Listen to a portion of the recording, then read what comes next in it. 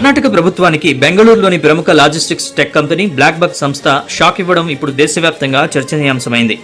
గుంతలమయమైన రహదారులు, ట్రాఫిక్ సమస్యలతో ఇబ్బంది పడుతున్నామని, అందుకే తమ కంపెనీని బెంగళూరు నుంచి తరలించడానికి నిర్ణయించామని ఆ సంస్థ సీఈఓ రాజేష్ యవాజీ ఎక్స్ వేదికగా తెలిపారు.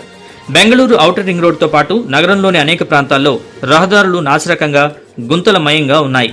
ఔటర్ రింగ్ రోడ్లోని బెళ్లందూరులో తన ఇల్లు, కార్యాలయం ఉన్నాయని, ఆ ప్రాంతం నుంచి ఎటు వెళ్లాలన్నా కష్టంగా ఉందని, తమ ఉద్యోగులు కార్యాలయానికి వచ్చేందుకు గంటన్నరకు పైగా పడుతోందని రాజేష్ తన పోస్టులో ఆవేదన వ్యక్తం చేశారు.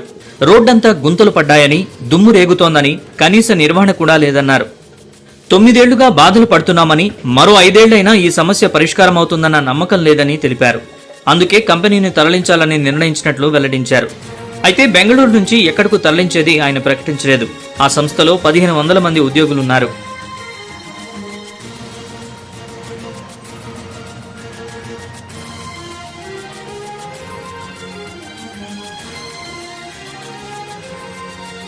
బ్లాక్ బక్ సీఈఓ ప్రకటన చేసింది తడవుగా కర్ణాటకలో రాజకీయ దుమారం రేగింది. బెంగళూరును కాంగ్రెస్ ప్రభుత్వం నాశనం చేసిందని కేంద్ర మంత్రి, మాజీ ముఖ్యమంత్రి కుమారస్వామి ఆరోపించారు. కెంపేగౌడ నిర్మించిన బెంగళూరు నగరానికి చెడ్డ పేరొస్తోందని, బెంగళూరు ఇప్పుడు గుండియూరు అంటే గుంతల ఊరుగా పేరు మార్చుకుంటోందని కుమారస్వామి ఆందోళన వ్యక్తం చేశారు. బెంగళూరు నగరానికి వచ్చిన చెడ్డ పేరుకు ముఖ్యమంత్రి, ఉప ముఖ్యమంత్రి బాధ్యత వహించాలని డిమాండ్ చేశారు. కర్ణాటక నేతల మధ్య మాటల యుద్ధానికి ముందే ఆంధ్రప్రదేశ్ ప్రభుత్వం స్పందించింది. బెంగళూరు నుంచి వెళ్లిపోయేందుకు బ్లాక్ బక్ సిద్ధమవుతున్న తరుణంలోనే ఏపీ ఐటీ మంత్రి నారా లోకేష్ ఆ కంపెనీని ఏపీకి ఆహ్వానించారు. వెంటనే విశాఖకు వచ్చేయాలని ఆయన సూచించారు. బెంగళూరు గుంతల్ని నేరుగా ప్రస్తావించకుండా దేశంలోని స్వచ్ఛ నగరాల్లో విశాఖ 5వ స్థానంలో ఉందని ఆయన గుర్తు చేశారు.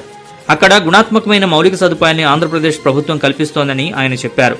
మహిళలకు అత్యంత సురక్షితమైన నగరంగా విశాఖ మంచి పేరు తెచ్చుకుందని గుర్తు చేశారు.